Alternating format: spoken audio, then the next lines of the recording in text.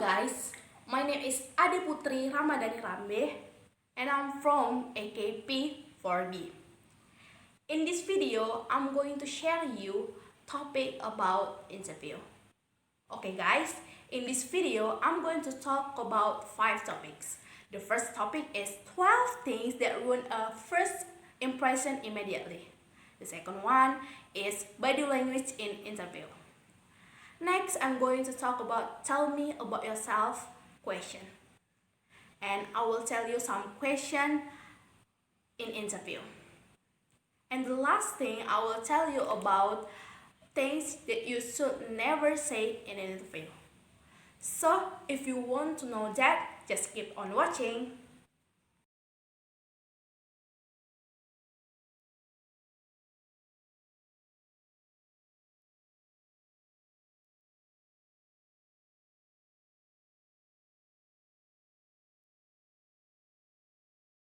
Okay, the first topic is 12 things that ruin a first impression immediately.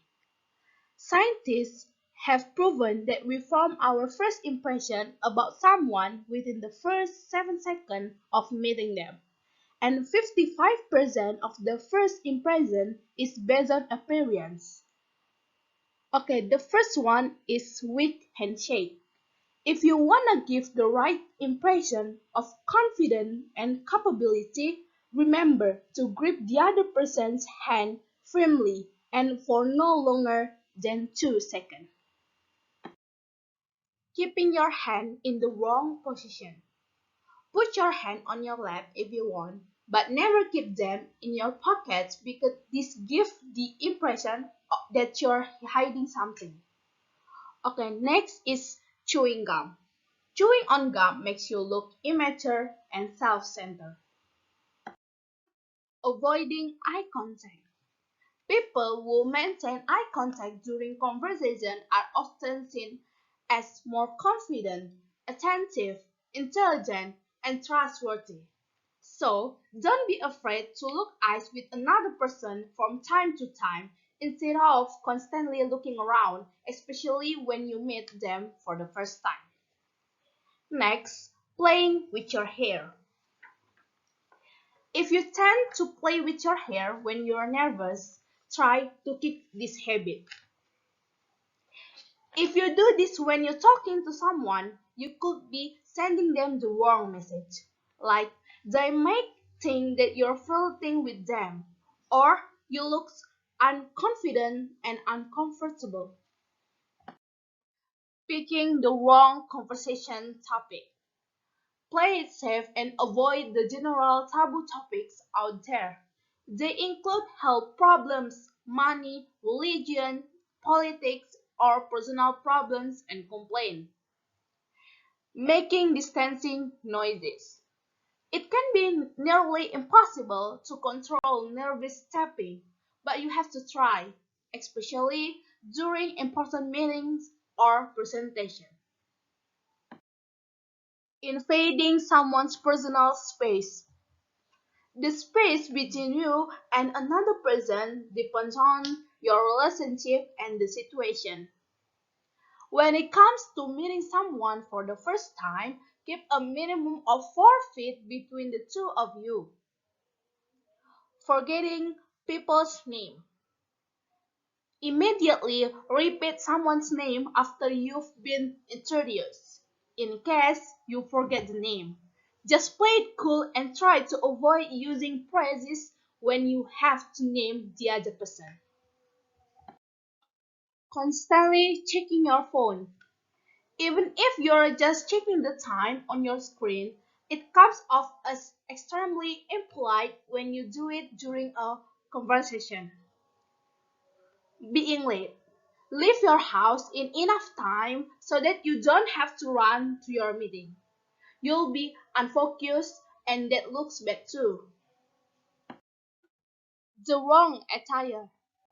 If you're meeting somebody for the very first time, again, especially in more formal situations, try to be comfortable in your choice of clothing and don't use heavy perfume and tons of makeup.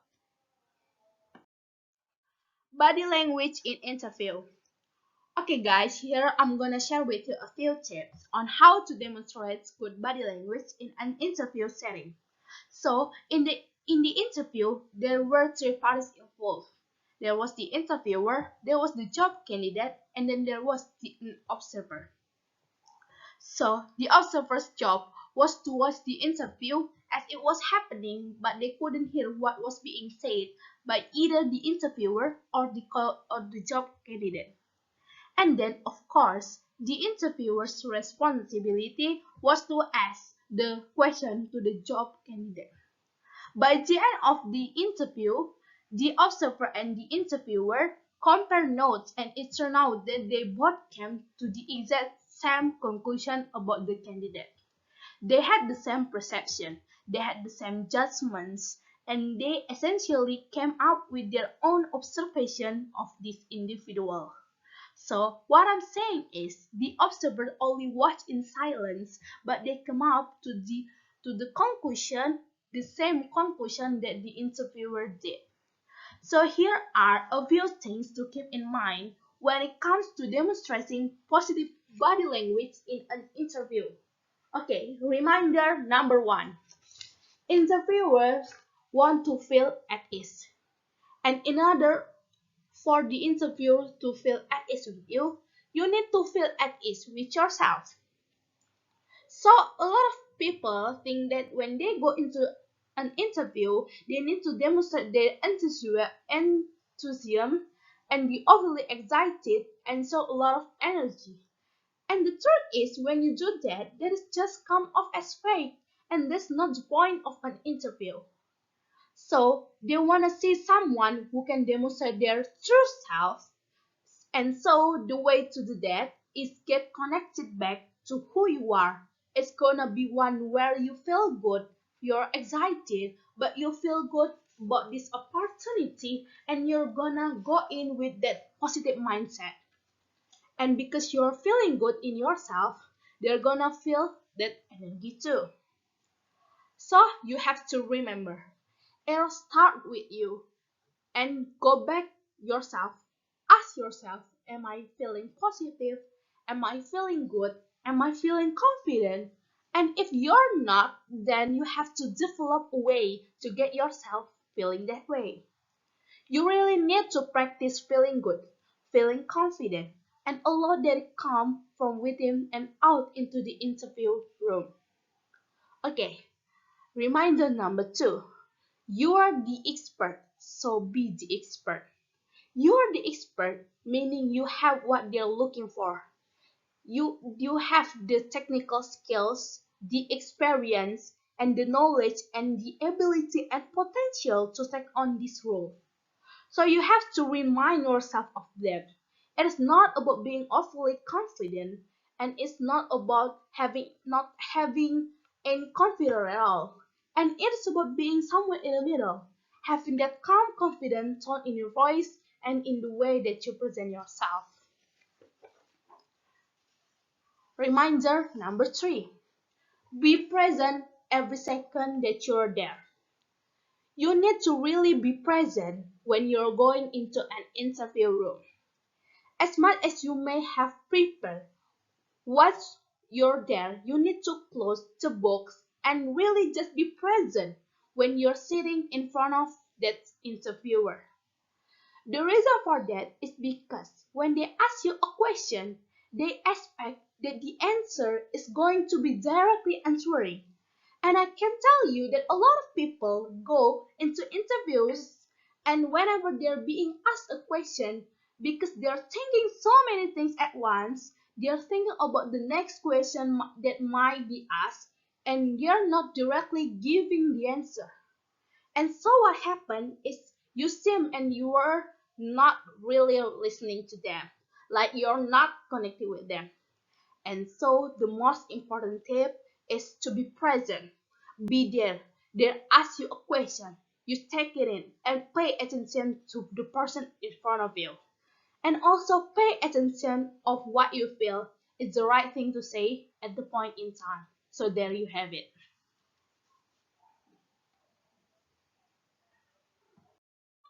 Okay, the next topic is tell me about yourself. The hiring manager asks you the question, tell me about yourself, and you panic. You don't know what to do. So here I'm gonna tell you what is the best response to the question, tell me about yourself. And now let me give you a couple keys first. Key number one.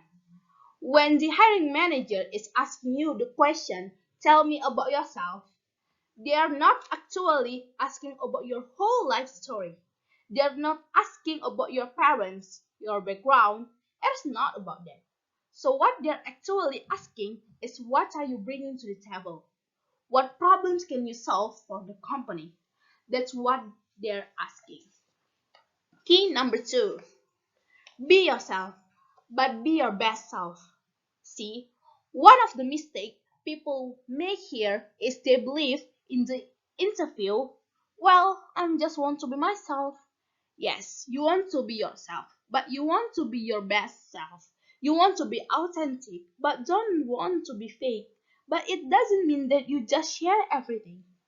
So there's three S that help you to answer this equation. Three S. Okay, the first S is success. You're talking about your success, but with a bragging. It is more to demonstrate, the showcase your skill set. What are you good at? That's the number one, success. Okay, S number two is strength.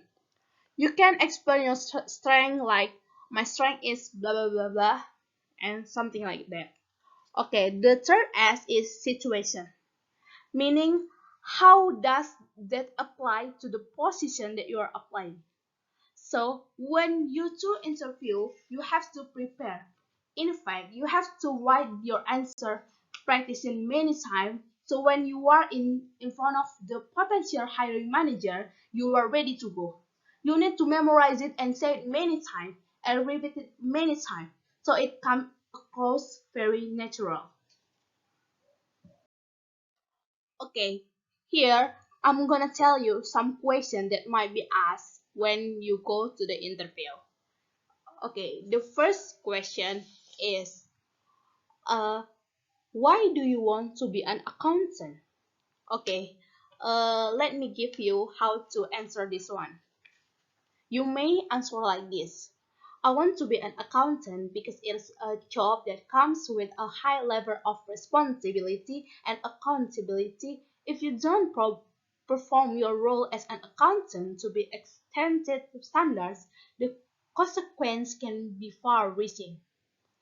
The natural skills and qualities I possess and my desire to work under pressure to high standards means the role of an accountant is one that I will excel in on a consistent and reliable basis. Okay, something like that. Okay, the next question is how do you handle pressure? Okay, let me give you some answer. Okay, you can answer like this. To be truthful, I feel I work better when I'm under pressure, and I enjoy the challenge of getting my accountancy work complete on time and to the right standard. I handle pressure by first of all drawing up a list of tasks that need to be completed and by which time scale. I will then work the necessary hours to make sure the job is completed on mine. More often than not, I will work from home in the evening to get my work completed as I don't like to fall behind. As I say, working under pressure is something I do well and feel I thrive when I have to get more tasks completed within a set period of time. Okay. Okay, I will give you some simple question that might be that may question. So the next question is what experience do you have that would be applicable to this accountant role? Okay, next, why do you want to work for our company as an accountant? Yeah, something like that.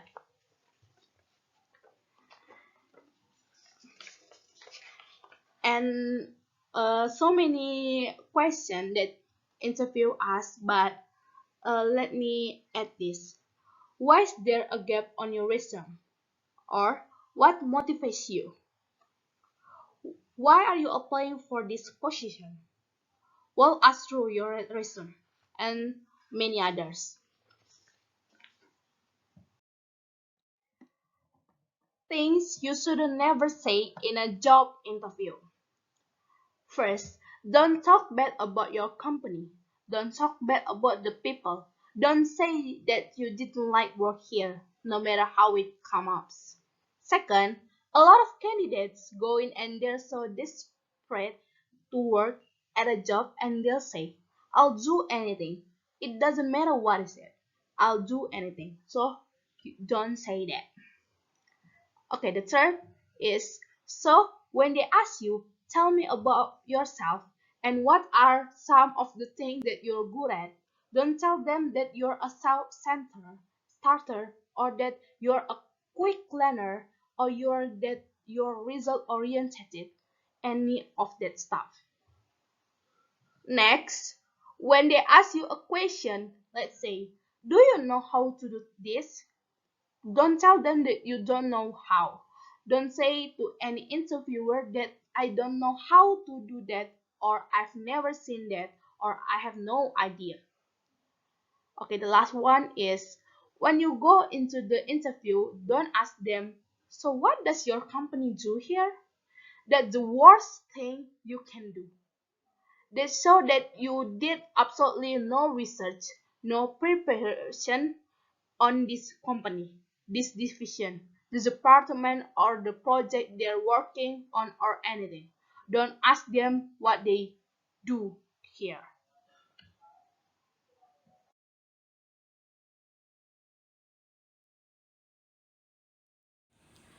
Okay guys, I think that's all about my video.